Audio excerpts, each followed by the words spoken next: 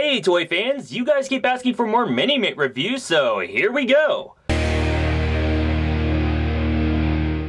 Alright Toy fans, D21 Beast Rob here, as I said, back with the Minimate review for you guys here today. We're going through my backlog of Minimate figures that I've collected but haven't quite gotten to yet, and we're coming to the Ghostbusters Minimate figures that were part of last year's movie. Say what you want about the film, I'll say that I enjoyed it, but it certainly didn't replace the original. But I love me some Minimates, and these things looked pretty cool. Also, there's some pretty cool accessories if you guys have been following the Ghostbusters Ecto Mini line from Mattel last year that I cannot wait to pair these guys up with.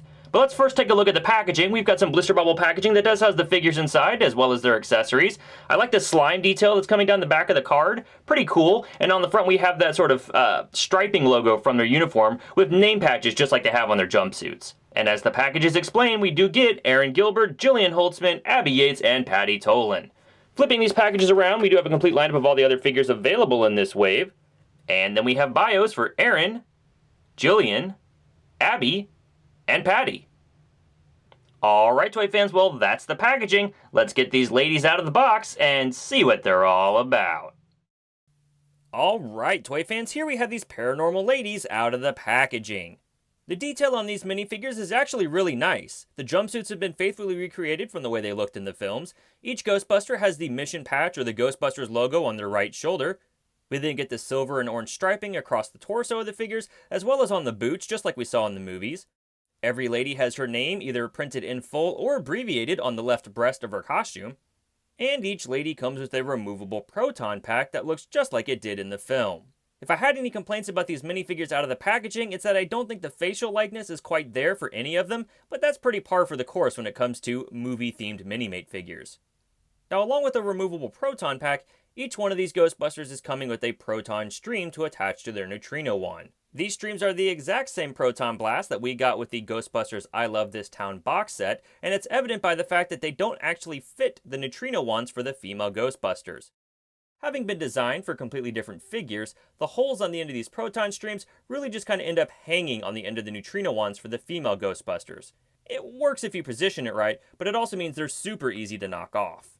I do, however, like that these Proton streams have been painted, unlike the ones we got in the I Love This Town box set, so they actually look really sharp if you put them on your male Ghostbusters.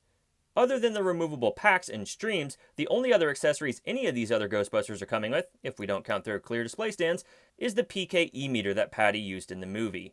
The backside of the Pke Meter has been painted all black with the red sort of antenna at the top, and then on the inside we have a bit of a, beige colored screen, similar to what we saw in the film. So Patty gets that one extra accessory. It doesn't actually store on her anywhere, and none of the Ghostbusters actually come with a trap accessory, which I am kind of disappointed by. I would have liked to have seen that.